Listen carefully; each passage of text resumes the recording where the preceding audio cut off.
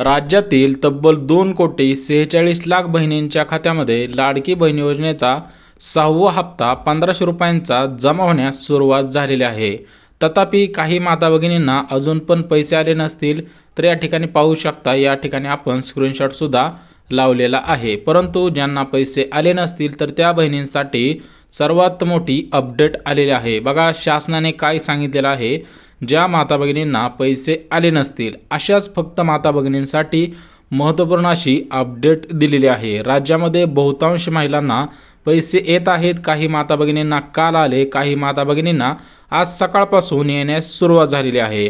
आता याच्यामध्ये कोणाला 4,500 रुपये मागील कोणाला 3,000 रुपये राहिले असतील तर त्यांना 3,000 रुपये आणि ज्यांना 1 रुपया सुद्धा मिळाला नव्हता अशा माता भगिनींना थेट 6 महिन्यांचे ते 7,500 रुपये आणि हे 1,500 रुपये अशा पद्धतीने 9,000 रुपये इतकी रक्कम त्यांच्या खात्यामध्ये जमा झालेली आहे।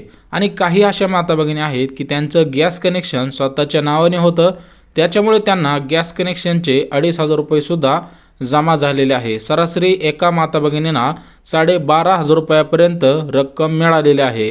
तथापि राज्यामधील बहुतांश जिल्ह्यांमधील काही अशा माता भगिनी आहेत की त्यांना अजून 1 रुपया सुद्धा आलेला नाही। तर त्या माता भगिनींनी काय करायचं आहे हे सुद्धा शासनाने सांगितलेलं आहे। बघा मागील काही महिन्यांपासून भरपूर माता भगिनी चिंतित होत्या की त्यांना वाटत होतं की 6व्या हप्त्यामध्ये त्यांचे सर्व पैसे येतील, परंतु आता 6वा हप्ता सुद्धा येण्यास सुरुवात झालेली आहे।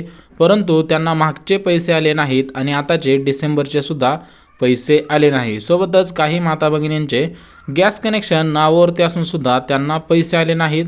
तर त्यांनी काय करायचं आहे त्या व्हिडिओमध्ये बघणार आहोत। परंतु मुख्य 3 कारणे आहेत की त्याच्यामुळे तुम्हाला हे पैसे आले नाहीत। परंतु ते कारणे जर तुमचे बरोबर असतील तर तुम्हाला एक काम करायचं आहे, त्याच्यानंतर तुमच्या खात्यामध्ये मागील सर्व पैसे आणि डिसेंबर महिन्याचा 6वा हप्ता सुद्धा लगेच येऊन जाणार आहे।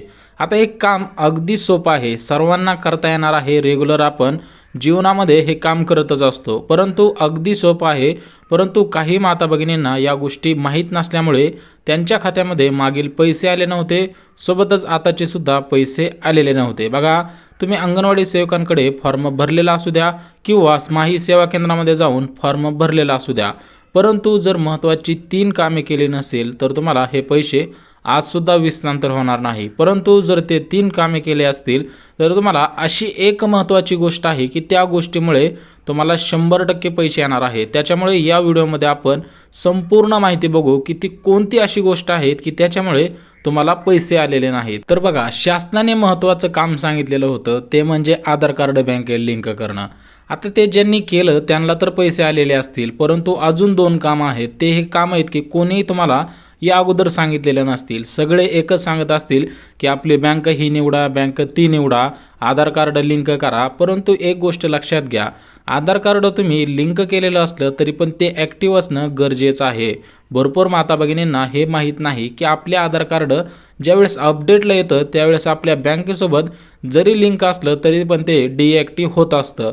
त्याच्यामुळे पहिलं महत्त्वाचं काम म्हणजे खरोखर आपले आधार कार्ड लिंक झालेलं आहे का आणि ते सध्याच्या स्थितीला ॲक्टिव्ह आहे का ते चेक करायचं आहे। आता हे चेक कसं करायचं आहे तर माय आधार ऑफिशियल वेबसाईट आहे, त्या वेबसाईटवरती जाऊन तुम्हाला हे चेक करून घ्यायचं आहे किंवा जिथून फॉर्म भरला तिथं जाऊन सुद्धा चेक करू शकता। आता दुसरं काम तुम्हाला तुमच्या मोबाईलमधनं करायचं आहे, ते पण अगदी सोपं आहे, ते सुद्धा तुम्हाला लगेच जमणार आहे। कोणाला सुद्धा 1 रुपया सुद्धा देण्याची गरज नाही। बघा तुम्हाला मागील पैसे काहीच आले नसतील किंवा अर्धवट पैसे आले असतील त्यांनी सुद्धा हे काम करायचं आहे, त्याच्यानंतर तुम्हाला हे पैसे येणार नाहीत। बघा पहिलं काम आपण बघितलं की आपलं आधार कार्ड लिंक झालंय आणि ते खरोखर आता ॲक्टिव्ह आहे का आणि त्याला कोणती बँक लिंक आहे ते सुद्धा चेक करणं गरजेचं आहे। आता आपण पहिलं काम बघितलं, आता दुसरं काम सुद्धा अत्यंत महत्त्वपूर्ण आहे। बघा ते काम सुद्धा तुमच्या मोबाईलवरूनच करायचं आहे।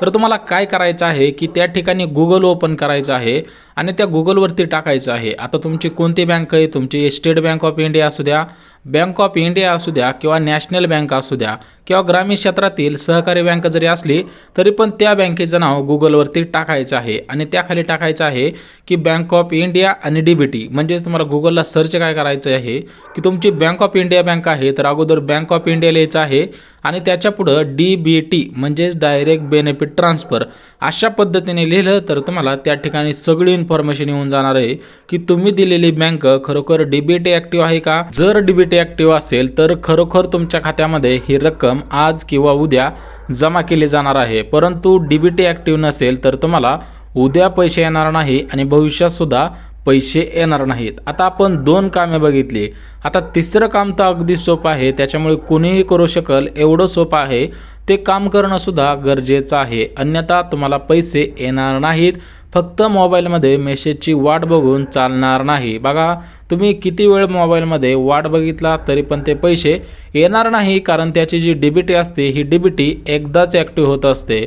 जर तुमचं आधार कार्ड लिंक असेल आपल्या बँक खात्याला तर थेट पैसे येतात, अन्यथा ते ट्रान्झॅक्शन फेल होतं किंवा प्रोसेसिंगला पडतं। बघा सरकार सर्वांना स्पष्ट सांगतं की आमच्याकडून पैसे वितरित करण्यात आलेले आहेत, परंतु ते पैसे एकतर प्रोसेसिंगला पडतात किंवा पेंडिंगला पडतात, म्हणजेच गुंतून राहतात आणि पैसे गुंतून राहिले तर एकतर शासनाला तरी जातात किंवा मग तुमच्या खात्यामध्ये ज्यावेळेस DBT ॲक्टिव्ह होते त्यावेळेस हे पैसे विस्तांतर होत असतात। परंतु तुम्ही DBT ॲक्टिव्ह करणं अत्यंत महत्त्वपूर्ण आहे, कारण शासनाला सर्व हिशोब ठेवायचा असतो, जेणेकरून भविष्यामध्ये काही गोष्टी घडल्यानंतर प्रत्येक गोष्टीचा हिशोब देणं गरजेचं असतं। त्याच्यामुळे कोणत्याही योजनेचे पैसे असतील तर तुमच्या खात्यावरती आधार कार्डवरूनच पाठवले जातात। आता बघा आपण 2 कामे बघितली, आता तिसरं काम अत्यंत महत्त्वपूर्ण आहे। बघा केलं असेल तुम्ही बाय चान्स, आम्हाला तर असं वाटतंय की तुम्ही केलेलं असावं पण तुम्हाला पैसे का आले नाहीत त्याचे एक तिसरं कारण आहे।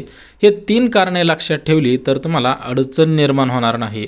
बघा तिसरं काम असं आहे की तुम्ही जे खातं दिलतं, बघा जे खातं दिलतं तर ते खातं जॉईंट खातं तर नव्हतं ना, हे सुद्धा चेक करायचं आहे। बहुतांश माता भगिनी फक्त वाट बघत राहिल्या, परंतु त्यांनी जॉईंट खातं दिल्यामुळे त्यांना पैसे आलेले नाहीत, हे महत्त्वाचं कारण आहे। बघा आणि एक काम करायचं आहे, बघा तिन्ही गोष्टी तुम्ही तिन्ही कामे अगदी बरोबर केली असतील परंतु तरी पण तुम्हाला पैसे आले नसतील तर अत्यंत महत्त्वाचं एक काम आहे, ते केल्यानंतर तुम्हाला 100% पैसे येणार आहेत। बघा याच्यामध्ये काहीही तथ्य नाही असं म्हणण्यापेक्षा ते काम करून बघणं अत्यंत महत्त्वाचं असतं। आता तुम्हाला माहिती असेल जुलै आणि ऑगस्ट या 2 महिन्यांचे 3000 रुपये दिलेले होते, परंतु त्यावेळेस काही अशा माता भगिनी होत्या की त्यांना 1 रुपया सुद्धा आलेला नव्हता, तर त्यांनी काय केलं, त्याच्यानंतर त्यांना पैसे आले तर राज्याचे उपमुख्यमंत्री अजितदादा पवार, आता सर्वांना माहिती आहे राज्याचे उपमुख्यमंत्री अजितदादा पवार, तर त्यांनी लाडक्या बहिणींसाठी हेल्पलाईन सेवा सुरू केलेली होती। ज्यांना ज्यांना माहीत असेल तर त्यांनी कमेंट करा आणि व्हिडिओला सुद्धा लाईक करा, जेणेकरून ज्यांना ज्यांना माहिती आहे त्यांच्यापर्यंत ही माहिती अगोदरच पोहोचलेली होती, परंतु ज्यांना माहीत नाही त्यांच्यासाठी महत्त्वपूर्ण। बघा या ठिकाणी मी नंबर लिहितो, हा नंबर व्हॉट्सअप नंबर आहे, हा माझा नंबर नाही तर हा गव्हर्नमेंटचा हेल्पलाईन नंबर आहे। या नंबरवरती आपलं नाव आणि आपली जी पात्रतेची भूमिका आहे, जर तुमचा फॉर्म पात्र ठरला, पेंडिंग ठरला, इन पेंडिंग ठरला तरच तुम्हाला हा मेसेज करायचा आहे, परंतु दुसरी कोणतीही डिटेल त्यामध्ये टाकायची नाही। 2च फक्त डिटेलमध्ये 2च मेन्शन करायचे आहेत, एक तर तुमचं नाव ते पण पूर्ण टाका, तुमचं जे नाव असेल ते पूर्ण आणि त्याच्याखाली लाडकी बहीण योजना विषय आणि त्याच्याखाली लिहून टाका की आमचा फॉर्म पात्र ठरलेला आहे परंतु आम्हाला 1 रुपया सुद्धा मिळालेला नाही। आता हा नंबर आहे 98 61 71 71 71, बघा 98 61 3दा 71 71 टाकायचं आहे। त्यानंतर तुम्ही व्हॉट्सअपवरून हा मेसेज करायचा आहे, तुम्हाला 24 तासाच्या अगोदर हा रिप्लाय येणार आहे, त्यानंतर तुमच्या खात्यामध्ये ही रक्कमसुद्धा जमा केली जाईल, कारण सरकार हे चेक करणार आहे की खरोखर तुम्ही पात्र आहात का। जर माहिती आवडली तर चॅनलला सबस्क्राईब